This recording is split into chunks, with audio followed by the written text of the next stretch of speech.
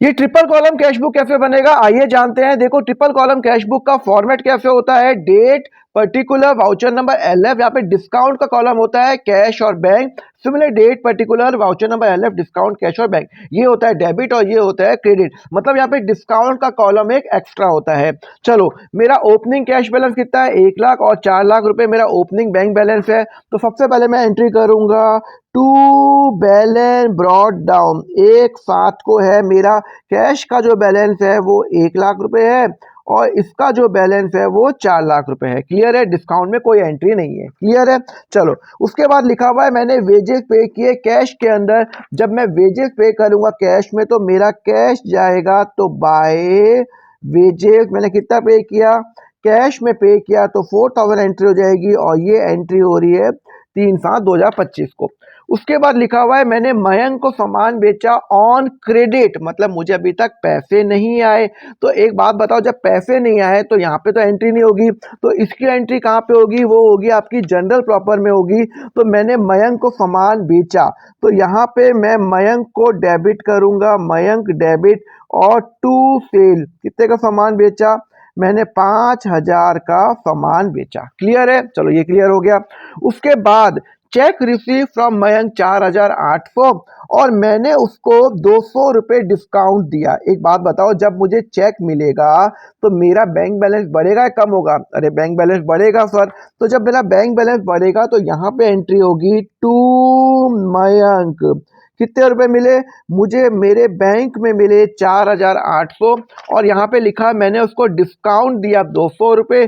तो यहाँ पे 200 रुपीज, सॉरी यहाँ पे 200 रुपी मैं डिस्काउंट कॉलम के अंदर डाल दूंगा। क्लियर है, 4,800 कहाँ पे आएगा, बैंक में आएगा, और डिस्काउंट कहाँ पे आ जाएगा, 200 पे आ जाएगा। क्लियर है, आगे बढ़े। तो यहाँ पे डिस्काउंट पे हम एंट्री यहाँ पे कर रहे हैं। उसके बाद मैंने ट्रेवलिंग एक्सपेंस पे किया चेक के थ्रू। चलो 8/7 को मैंने ट्रेवलिंग एक्सपेंस पे किया, ट्रेवलिंग एक्सपेंस कितना पे किया, 1,000 रुपये चेक के थ्रू, जो चेक की एंट्री हो तो बैंक में होगी। चलो ये भी हो गया। उसके बाद purchase good from Rahul on credit, मैंने राहुल से गुड्स खरीदा, क्रेडिट में खरीदा। एक बात बताओ, जब मैं कोई सामान खरीदता हूँ क्रेडिट के अंदर तो परचेज अकाउंट डेबिट करूंगा, टू राहुल करूंगा। मुझे वो कितना पे करना है, मैंने खरीदा 7,000 का, मैंने 7,000 का खरीदा। ये कब की एंट्री है, 9/7 की एंट्री है। क्लियर है, चलो 9/7 की एंट्री है। अब वो बोलता है कि मैंने एक हरीश को गुड्स भी बेचा 8,000 का, ये भी मेरी कैश बुक में एंट्री नहीं होगी। तो जब मैं हरीश को गुड्स बेचूंगा तो हरीश डेबिट करूंगा, टू सेल्स करूंगा 8,000 और 8,000, ये कब का मैंने बेचा, 10/7 को बेचा। अब वो बोलता है कि मैंने राहुल को पे किया कैश, जैसे ही मैंने राहुल को कैश पे किया तो यहाँ पे मेरा कैश बैलेंस कम हो जाएगा। सिंस राहुल का अकाउंट ओपन है तो यहाँ पे लिखूंगा बाय राहुल अकाउंट। क्लियर है, कितना लिखूंगा, मैंने राहुल को कितना पे किया, लिखा हुआ है कि मैंने 6,600 कैश पे किया, 6,600 कैश पे किया, बाकी 400 रुपये मुझे डिस्काउंट मिल गया।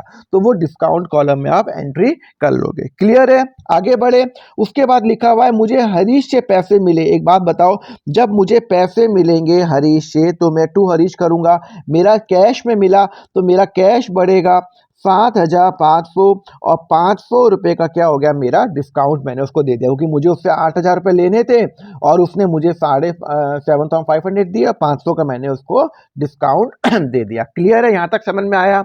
अब हमारी सारी एंट्री हो चुकी है, अब हमें क्या करना है, इसका बैलेंसिंग करना है।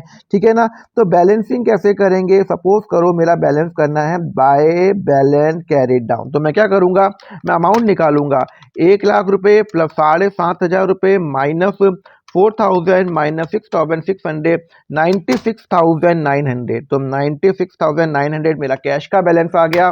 Similarly 4 lakh plus 4,800 minus 1,000 is equal to 4,03,800 मेरा किसका बैलेंस आ गया, बैंक का बैलेंस आ गया। अब क्या करूंगा, इसका टोटल देखो, डिस्काउंट का मैं बैलेंस नहीं निकालता हूं, डिस्काउंट का मैं बैलेंस नहीं निकालता हूं, सिर्फ टोटल करूंगा, मैं इसका टोटल करूंगा। इसका टोटल 700, इसका टोटल 7, ये 400, इसका टोटल 1,07,500, 4,04,800, सिमिलरली यहाँ पे 1,07,500 होगा, 4,04,800 होगा। क्लियर है। अब यहाँ पे क्या करूंगा, इसका जो बैलेंस है ना अगले महीने 1/8 को मैं यहाँ पे लिखूंगा टू बैलेंस ब्रॉट डाउन, ये डिस्काउंट का बैलेंस नहीं, कैश का बैलेंस 96,900 एंड 4,03,800 रुपए। डिस्काउंट का कहाँ पे करूंगा, ये 700 400 कहाँ जाएगा, ये डिस्काउंट अकाउंट में जाएगा। डिस्काउंट अलाउड, आप जब आप अकाउंट बनाओगे तो देखो लेफ्ट साइड में मैंने डिस्काउंट दिया है, जब मुझे कैश मिलता है डिस्काउंट दिया है तो ये डिस्काउंट अलाउड है, तो लिखेंगे टू सन्ड्रीज रिसीवेबल, क्योंकि मुझे जिससे पैसे लेने थे उससे हो जाएगा। ये मैं एंट्री करूंगा year and, for year and क्या, मंथ एंड पे करूंगा। क्लियर है। सिमिलरली यहां पे मैं एंट्री करूंगा बाय सन्ड्रीज पेबल, ठीक है ना। यहाँ पे कितनी एंट्री हो जाएगी, यहाँ पे हो जाएगी 400 रुपये। ओके, तो ये मुझे डिस्काउंट मिला, ये डिस्काउंट रिसीव में मेरी एंट्री हो जाएगी, और ये एंट्री कब होगी, ये एंट्री होगी 31/7 को एंट्री होगी। समझ में आया। तो ऐसे हमने क्या किया, ट्रिपल कॉलम कैश बुक किया। ध्यान रखना, आप जो डिस्काउंट का जो टोटल है वो कभी भी यहाँ शिफ्ट नहीं करोगे, उसको डिस्काउंट अकाउंट में डालोगे। कैश का जो टोटल है वो यहाँ डालोगे, बैंक का टोटल यहाँ डालोगे, और ऐसे ही आपका ट्रिपल कॉलम कैश बुक हो गया। ऐसी बहुत सारी अकाउंटिंग ट्रीटमेंट हम करेंगे, फॉलो कर लेना अकाउंट फंडा।